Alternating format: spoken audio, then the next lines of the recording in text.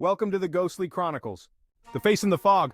Tom and Nina were driving through the countryside, headed to a cabin for a weekend getaway.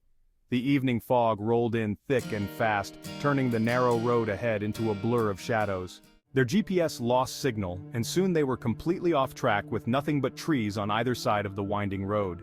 "We should stop and figure out where we are," Nina said, her voice tense. Tom slowed the car to a halt.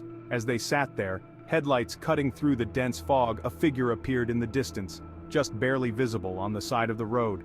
It was a woman, standing completely still, her long hair matted, her dress white and torn. Tom asked, eyes wide, "Do you see that?" Nina nodded, her heart racing. "Maybe she needs help." Tom rolled down the window and called out, "Are you okay? Do you need a ride?" The woman didn't respond. She simply stood there, her face obscured by her hair, motionless in the fog. Uneasy, Tom and Nina exchanged nervous glances. Nina urged, "Maybe we should just keep going, this feels wrong."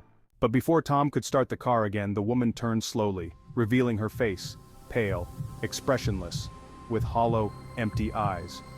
She raised a bony hand and pointed directly at them. Suddenly, the fog thickened, enveloping the car entirely, and the woman disappeared from sight. The air grew cold, and the car's windows fogged up from the inside. A loud knock echoed from the passenger side window. Nina shrieked and spun around.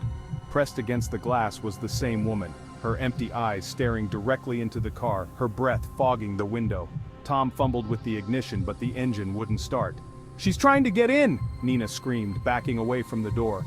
The knocking grew louder, more frantic, as the figure outside slammed her hands against the window. The fog outside swirled in unnatural patterns as if alive, closing in tighter around the car. Finally, the engine roared to life and Tom floored the gas. The tires screeched as the car lurched forward, speeding away from the spot. But even as they escaped, the fog seemed to chase them, and the haunting image of the woman's face stayed imprinted in their minds.